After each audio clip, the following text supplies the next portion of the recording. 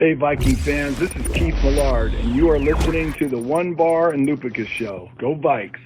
All right, welcome back to the One Bar and Lupicus Show. I'm One Bar with Lupicus, and in this episode, we're talking about five current Minnesota Vikings. Might not be back in 2022. Scary. It's a scary thought, but we're going to prepare you. Well, it's scary. It's sad. Some of these are some long time, just key core members of the Vikings, but we got to face reality. They're getting older. Some contracts are up, and it may be time to say goodbye, whether we like it or not. Well, whether we like it or not, or whether they just move on. So that's the case here. And also, hashtag 3000 in those comments. We're giving away that Davidson jersey this weekend. And to be registered, as we'll say, that's a real bad word. You got to comment hashtag 3000 and subscribe to the channel. Yeah. I've seen a couple mistakes. I've seen hashtag space 3000. I've seen hashtag 300. No, those don't work. It's got to be hashtag 3000. Hashtag 3000. Let's do this. And let's get the hashtag 4000. Yeah, let's do that. We're already, we're damn near halfway there already. I don't know about that, but we're getting closer every day. We have had requests about people wanting us to wear the Christian Davidson jersey prior to it being sent out, and I'm more than happy to oblige. I'd like to wait for the summer months when it gets real hot and I sweat a lot, though. Well, that will. I assure everybody watching that will not happen. It'll still be in the wrapper. Wow, that's really rude of you. Let's do this. 5 Vikings. Right. Let's hop on the least interesting one, in my opinion, and that's our punter, Britton Colquitt. He might not even be there this year. He brought in some competition in the former pitcher. What is his name again? Von Rosenberg. It's a hell of a punter, LSU punter, 30-year-old punter. But yes, Britton Colquitt, and he's set to make too much money. In next year, 2022, he's set to make quite a bit of money for a punter. I believe it's 3.9 is his cap hit in 2022. That was also his punt average last year. Yeah, he's got a long ways to go to be back in 2022. We all saw it last year. We don't need to go into detail about it, but in 2020, he signed that 3-year deal. Vikings loved what he brought to the table. Thought we shored up that punting unit, but last year he did not live up to it. No, and he's a likable dude. He's a guy who just fits in. He's the kind of guy you want to have a beer with, the kind of guy you want to make you a sandwich for lunch. He probably makes a really, really good sandwich. But yeah, I don't know. He's pretty damn old.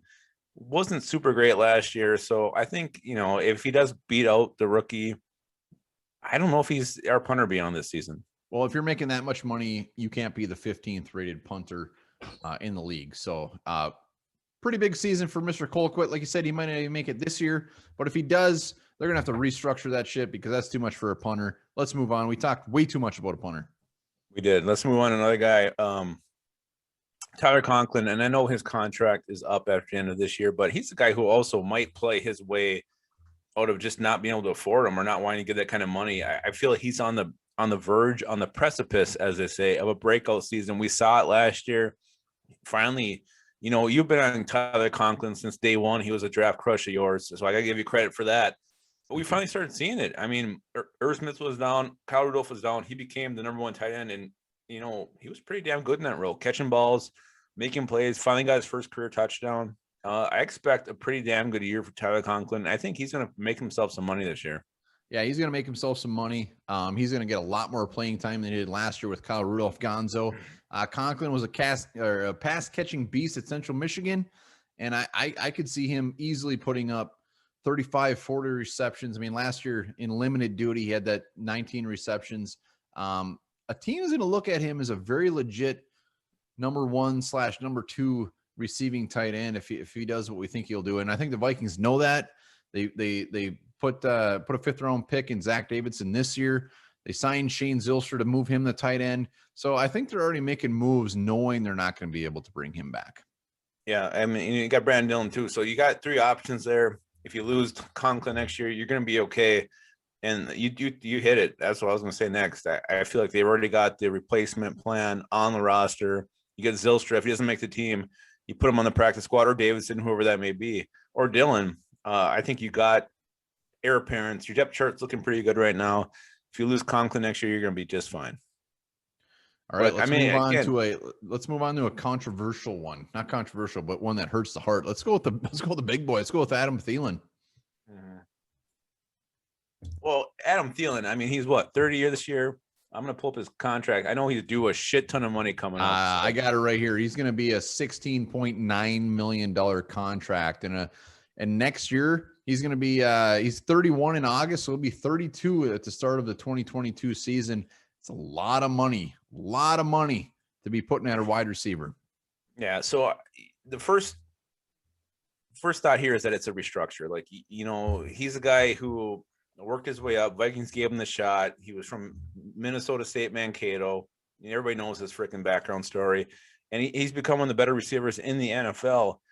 Is he worth that money? Maybe, but that's a lot to be paying a 32-year-old receiver. So I think he's due for a restructure, but if they can't work it out and he wants to, keep his salary at that level or something close to it, he may be on a new team next year. Yeah. I mean, Thielen, he's a guy you love to love, gritty, makes all the tough catches.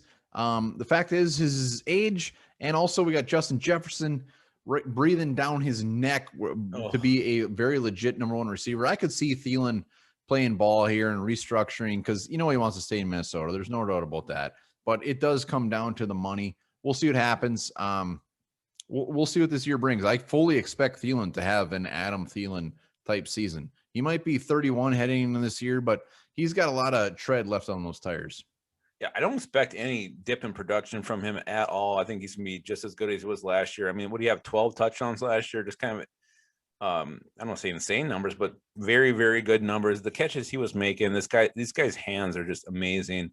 So he definitely has a lot left in the tank, and I think a team would be willing to pay him more than the Vikings if he were to just say if they couldn't agree to a restructure and he did get cut. I think a team would give him a pretty decent payday.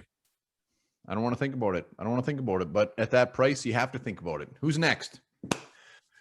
Well, let's go with Anthony Barr, the linebacker, restructured, which made him a free agent here at the end of the season. A guy who, Barr has his moments. He's just, we were kind of hard on him. I want to say 2019. I mean, I think he was turned to the game quite a bit when we did our post game wrap ups on the old podcast, RIP. But not having him last year, I feel like we missed him. How he can cover just the small little things that he does and he brings to the table. But Anthony Barr, he's a free agent into the season, so he could definitely go elsewhere. But I feel this might be tied in with Mike Zimmer's future as well. Yeah, I mean, Anthony Barr, to the time where he was everybody thought he was going to the Jets, then he backs out, comes back to the Vikings, then he restructured and he makes it so that he can be a free agent after this year. I think the writing's on the wall there. He's gonna cost some money, and when you look at the Vikings depth chart, it'll be very interesting to see what happens with. I mean, when you look at the depth chart, Blake Lynch is right behind him. We saw what Blake Lynch did. Is Blake Lynch Anthony Barr? No, but at that price tag, is it worth kind of swapping those out? Probably. The Vikings have invested some mid-round picks at linebacker, so they're definitely looking for the future. But I actually do think Anthony Barr is done after this year, and I think he will still play. And the only reason I'm not going to say that he's done is if Mike Zimmer does return as a coach, this was his first ever draft pick. He loves Anthony Barr. I think if Zimmer stays, I think Barr stays. Well, I remember my first girlfriend. I'm over that. Do you think she was going to stay forever? I thought she was the one. Thought she was the one, but I moved on, and I think Zimmer can too. Who's next? It's the last one. It's Harrison Smith, one of the greatest Vikings. Not only best-looking Vikings, but greatest Vikings. Been with the team since the 2012 draft. We traded back in the first round to get him. Harrison Smith's contract is up at the end of the year. How old is this guy? You got it in front of you? I think he's 30. I'll look it up. Ooh, I think he's older. About it, but it's accurate.